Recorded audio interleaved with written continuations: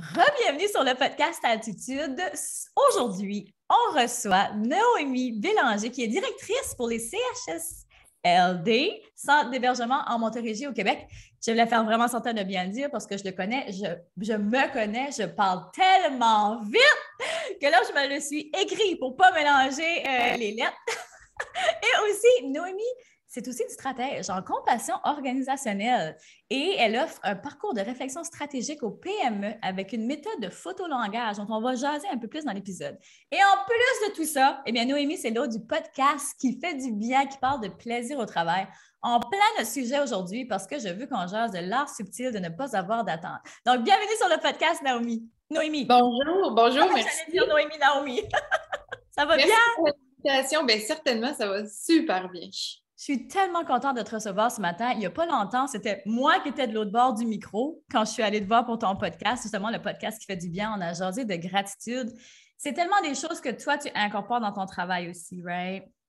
Effectivement. C'est des outils on a beaucoup parlé du journal de vie, mais c'est des outils qui sont vraiment à la base de ma démarche de croissance personnelle. Puis, c'était pour moi la petite enfance de mon cheminement sur la croissance personnelle. Puis, c'est devenu intégré maintenant pour moi la gratitude. Puis là, j'essaye de vendre ce mindset-là ou de contaminer ce mindset-là autour de moi pour rester dans des hautes vibrations. Ah, j'adore que tu utilises le mot contaminé. Parce que aussitôt qu'on dit ce mot-là, on a tout de suite la connotation négative du mot contaminé. Mais il y a du positif. Puis ça, qu'on le veuille ou qu'on le veuille pas, on contamine toujours les autres, que ce soit positif ou que ce soit négatif. Puis la gratitude, c'est vrai que c'est le premier pas, bien souvent, vers le développement personnel, vers plus. Parce que c'est tellement facile. Ça coûte rien. Puis c'est ça, puis ça part de nous. C'est quand on est dans un état d'esprit de reconnaissance et de gratitude, les gens vont nous associer à cet état d'esprit-là. Puis, en CHSLD, qu'est-ce qu'on voit beaucoup, là, c'est que les gens vont avoir des troubles neurodégénératifs, ils vont avoir des maladies comme l'Alzheimer, des démences, puis ils vont perdre les mémoires. Mais la mémoire qui perd pas, c'est la mémoire qu'on appelle les mémoires affectives. Donc, les gens ne se rappellent pas quand tu rentres dans leur chambre le soin que tu leur as donné la dernière fois, mais ils vont se rappeler de comment ils se sentaient à ton contact. Ça va faire en sorte qu'ils vont être plus disposés à ce que tu leur donnes un soin ou pas, parce qu'ils vont se rappeler de comment ils se sont sentis avec toi.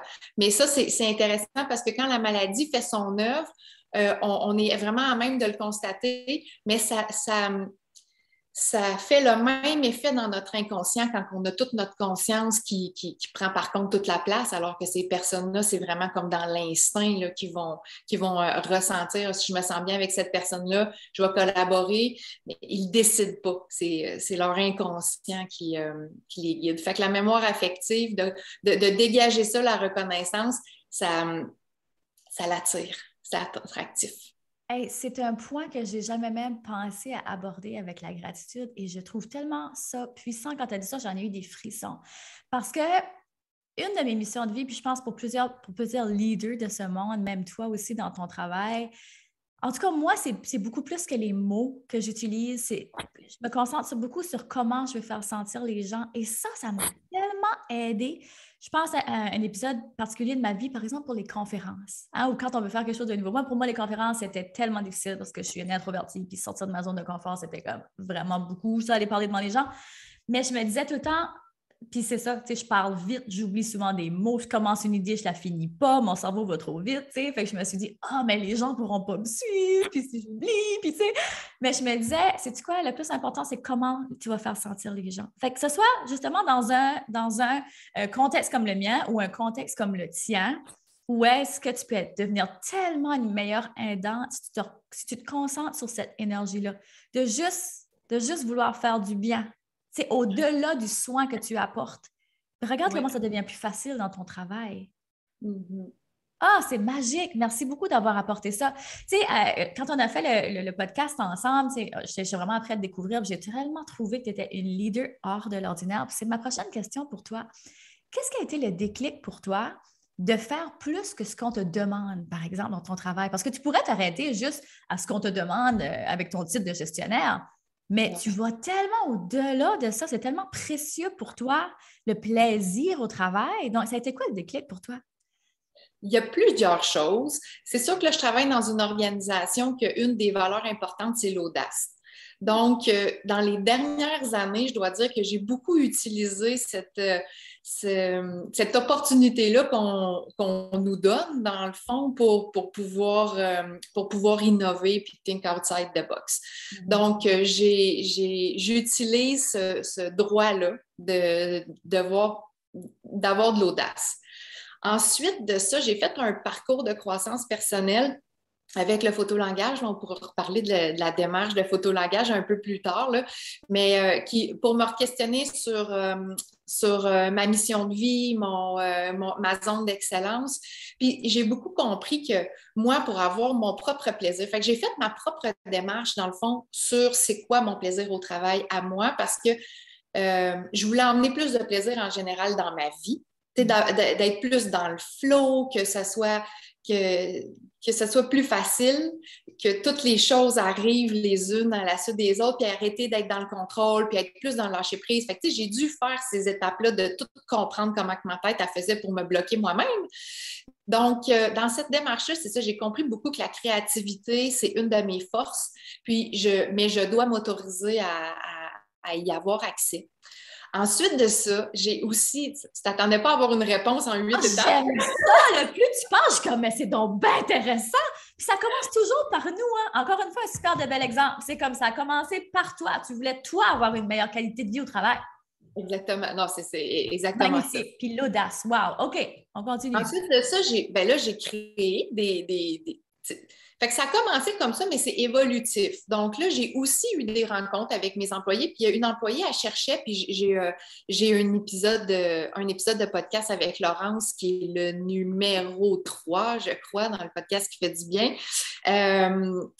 ou le numéro 4. Oui, c'est le numéro 4. Le 3, c'est toi!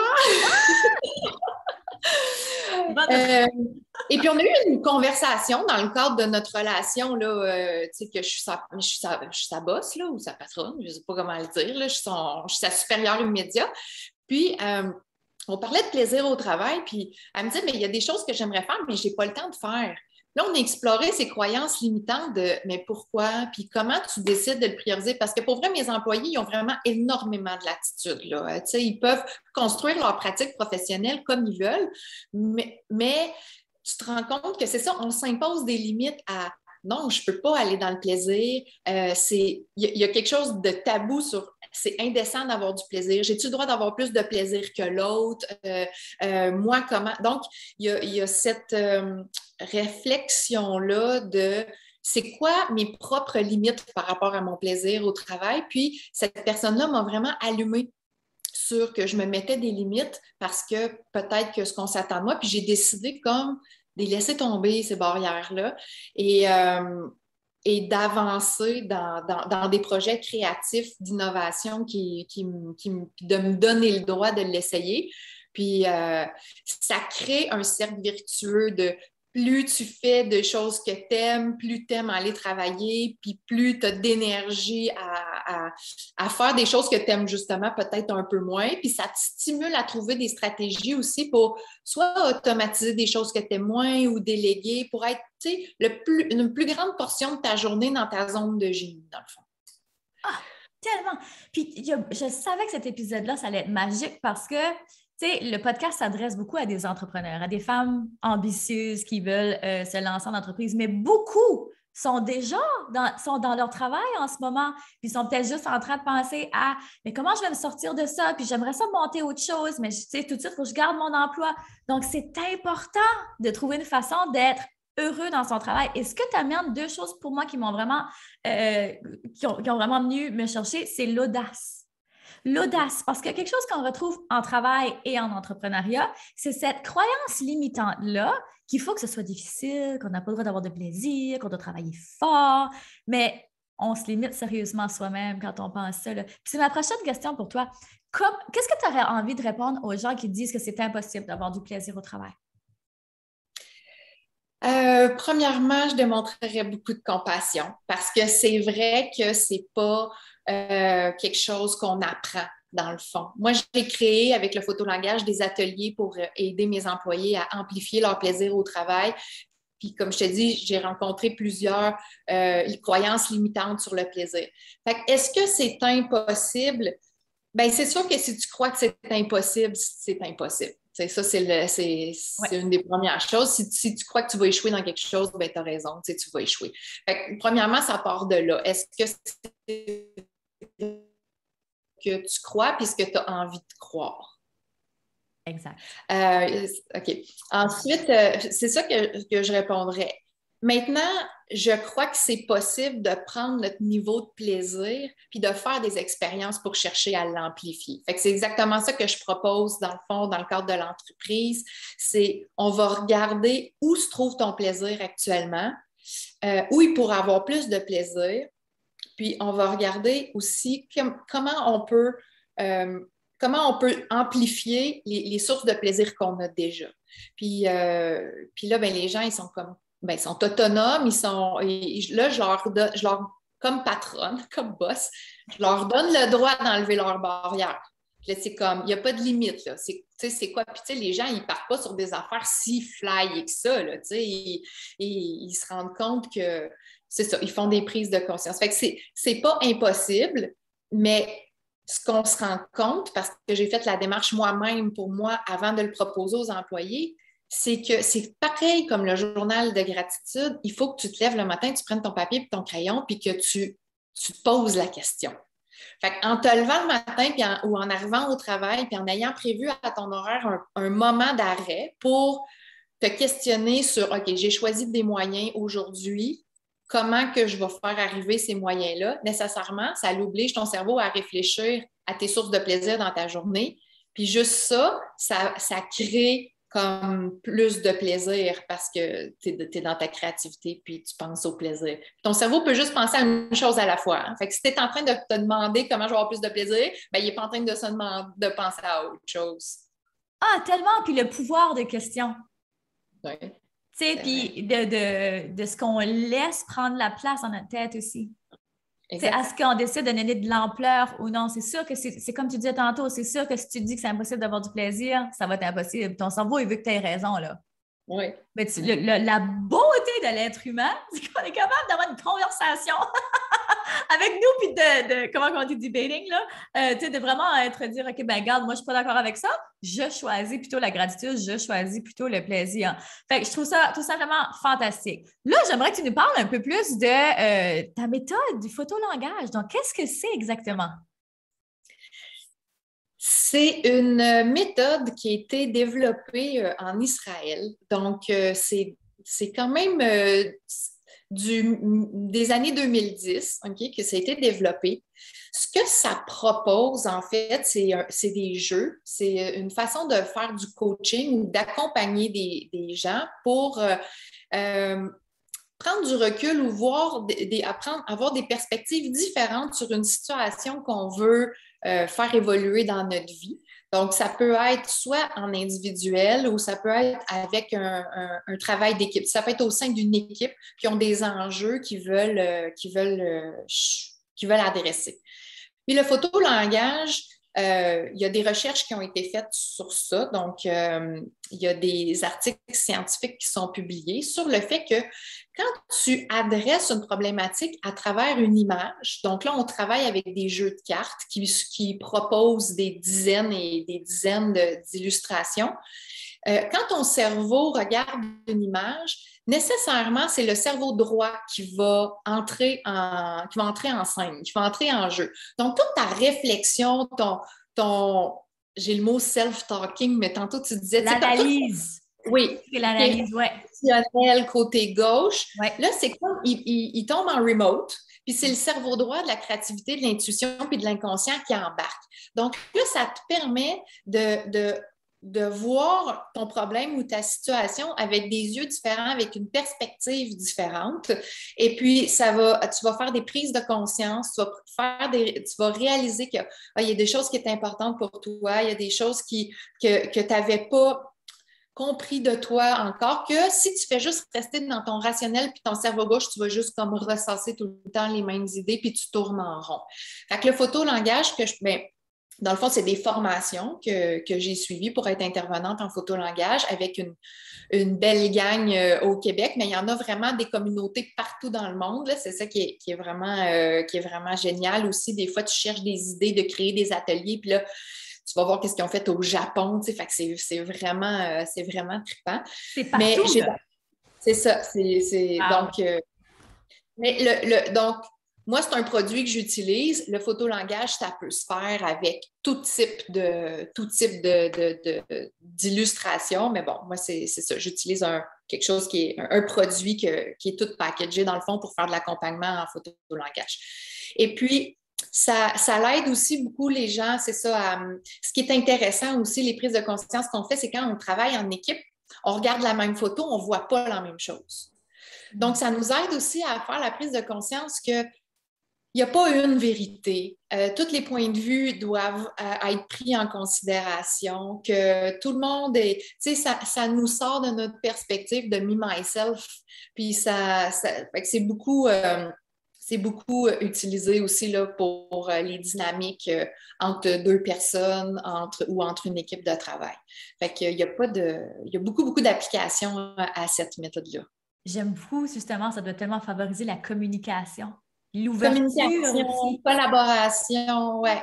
C'est Ah! beaucoup de communication. Puis ça t'aide quand tu travailles avec une autre personne, puis là, tu la vois s'exprimer autour de la photo, que tu comprends que cette personne-là est clairement différente de toi parce que tu ne vois pas la même chose. Là, ça t'ouvre ça apporte une ouverture à l'autre. Ouais. Puis ça, je pense que c'est un facteur clé de succès pour la compassion. Ah oui, tellement, tellement. Puis si tu aurais, tu sais, pour revenir, on va faire un retour sur le plaisir au travail. Si tu aurais un conseil à donner à la personne tout de suite qui a vraiment la difficulté, qui vit une situation difficile au travail, qui sent comment on dit, pas empowered. T'as-tu un bon mot en français pour ça? Hein, tu sais, quand on se sent powerless, quand on sent qu'on n'a pas de jeu, on n'a pas d'espace, on est limité dans nos agissements, peut-être. Tu sais, je vois qu'il y en a, tu sais, surtout le système de santé en ce moment, là, c'est vraiment difficile pour les gens qui travaillent dans ce domaine-là. Donc, qu'est-ce que tu pourrais dire à ces femmes-là, parce que c'est pas mal toutes les femmes qui nous écoutent, là, mais si Oui. les hommes, c'est valide pour vous aussi, mais pour leur donner comme le pouvoir, elles peuvent commencer où? Moi, je dis c'est de se connecter à son why. Comme quand tu as choisi de ta profession, quand tu as choisi cet emploi-là, c'était quoi qui te nourrissait dans cette décision-là? Et là, ça se peut que les gens ils se rendent compte qu'ils n'ont pas eu cette réflexion-là, qu'ils ont choisi avec un automatisme, ils ont choisi avec des croyances, ils ont choisi parce qu'ils pensaient, ils ne se sont même pas posé de questions, mais c'est peut-être le moment de commencer à se poser les questions parce que c'est... Fait, je pense que c'est ça. C'est quoi ton why? C'est quoi ta mission? Le photolangage accompagne très bien les gens dans cette réflexion-là. On a des ateliers de créer pour les aider à réfléchir sur dans le fond, moi, c'est comme ça que j'ai connu le photolangage. C'est en faisant une démarche pour mieux comprendre mon ikigai puis ma mission de vie. Mais je pense que c'est la première chose à se dire pourquoi je suis ici. T'sais? Puis ensuite de ça, c'est si ma pratique professionnelle, elle est alignée, donc si ce que je fais est aligné avec qui j'ai envie d'être, bien là, à ce moment-là, on va simplement regarder c'est quoi les sources de plaisir puis comment on peut les amplifier. Mais je pense qu'à la base, il faut s'assurer d'être aligné, qu'il y a un alignement dans notre activité professionnelle puis la mission ou Oui. qu'est-ce qu'on a envie de créer, qu'est-ce qu'on a envie Ah, d'être. tellement, tellement, parce que, comme on a dit tantôt, tout part de soi, mais de ne pas se poser cette question-là. Des fois, les gens ont peur d'aller voir, d'aller fouiller là-dedans. Mais honnêtement, il faut se dire que ce n'est pas aidant pour toi de ne pas connecter avec ton pourquoi, parce que tu as peut-être peur de réaliser que finalement, tu n'es pas à bonne place. Si tu n'es pas à bonne place, fine, change de place. Mais si tu réalises que non, finalement, c'est ce que tu veux faire, mais si tu restes là, puis trouve une façon d'avoir du plaisir, rends ta vie meilleure, tu as la possibilité, tu es capable, il n'y a rien qui t'en empêche vraiment. Des fois, on donne trop de pouvoir aux conditions extérieures. Mais tout se passe la bataille, elle est à l'intérieur pour vrai et non à l'extérieur. Fait de commencer là, c'est super, super puissant parce que ça va être aidant pour la personne, mais ça va être aussi extrêmement bénéfique pour les gens autour de cette personne-là. Vraiment, tu es une personne exceptionnelle. J'ai tellement aimé notre entrevue. J'ai envie de te poser une dernière question. Pour toi, être une femme d'altitude, qu'est-ce que ça veut dire pour toi? Tu me poses cette question-là, puis la première chose qui me vient en tête, Karine, c'est que je crois que j'ai le courage d'oser essayer les choses pour lesquelles je n'ai pas encore beaucoup d'expérience. Je pense que c'est ça qui fait la différence entre c'est d'oser, c'est l'audace, puis c'est le courage de risquer, de se tromper, d'avoir l'air un peu à côté de ses bottines, mais d'avoir le désir sincère de je sais que je vais apprendre là-dedans, puis je sais que je vais grandir, puis il y a juste du meilleur qui peut ressortir d'avoir essayé quelque chose. Fait que je fais un petit clin d'œil à ton podcast de cette semaine parce que ça a été vraiment comme une phrase je me suis sentie vraiment interpellée par cette phrase-là, puis je pense que c'est ça, le courage. Ah, ça me touche tellement de t'entendre parce que c'est beaucoup ça, être une femme d'attitude. Justement, c'est pas avoir peur d'être vue comme une débutante. Ouais. Hein, puis ça, on a tellement cette peur-là, mais mon Dieu, encore une fois, on ne rend pas service au monde en ne se mettant pas de l'avant. Non, puis là, je dois travailler ça sur moi parce que quand je vois cette peur-là chez les autres, ça me met en colère. Ça me met en colère parce que je sais que ça limite le potentiel de tout le monde quand quelqu'un reste dans ses peurs. Fait que je trouve ça injuste que les gens choisissent les peurs pour prendre leurs décisions. Fait que c'est ça, moi, comme ma mission, dans le fond, ma mission personnelle, c'est de sublimer les peurs en amour. Donc, j'aimerais être capable que les gens prennent conscience de leurs peurs puis fassent le choix de transformer ça en quelque chose qui ressemble à la vibration de l'amour, de vouloir partager, de vouloir donner, de vouloir qu'on s'améliore puis qu'on s'élève tous ensemble. Et puis, Dieu sait qu'on en a besoin. Oui, effectivement. Merci tellement. Puis là, je veux savoir absolument où est-ce qu'on peut te retrouver, où est-ce que les gens peuvent te retrouver, où est-ce qu'on peut aller faire du photolangage avec toi. Pour le moment, le photolangage, ça se passe au CHSLD de Granby, au groupe Santé Nadon. Donc, vous pouvez aller voir la page Facebook du CHSLD de Granby. Puis, vous allez trouver toutes les informations là, sur ce que le CHSLD a à offrir de façon générale à ses employés. Fait que n'hésitez pas à venir nous visiter. Mais je te remercie vraiment beaucoup, Karine. C'était un plaisir.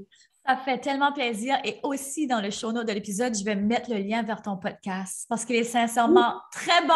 La toune du début, comme on disait tantôt, même jusqu'à l'intro, j'étais comme, mais c'est donc ben un bon choix d'intro. La musique, vraiment, tu as pensé à tout. On voit que tu penses à tous les petits détails. Puis on voit que tu es là pour les bonnes raisons, que tu t'es vraiment questionné sur ta mission puis ton pourquoi. Effectivement, oui. Merci. Merci encore une fois et merci à vous toutes qui avez écouté. Et clairement, le message qui ressort tout le temps, c'est faites-vous confiance, continuez à briller, à prendre de l'altitude parce que le monde a besoin de ce don spécial que vous seul détenez. Donc, un énorme merci et on se revoit au prochain épisode. Bye! Vous venez d'écouter le podcast Altitude. Pour ne rien manquer des prochains épisodes, abonnez-vous au podcast et cliquez sur le 5 étoiles. Vous pouvez aussi consulter nos outils gratuits créés pour vous au www.podcastaltitude.com. Merci d'avoir été là et à très bientôt dans le prochain épisode Femmes d'Altitude.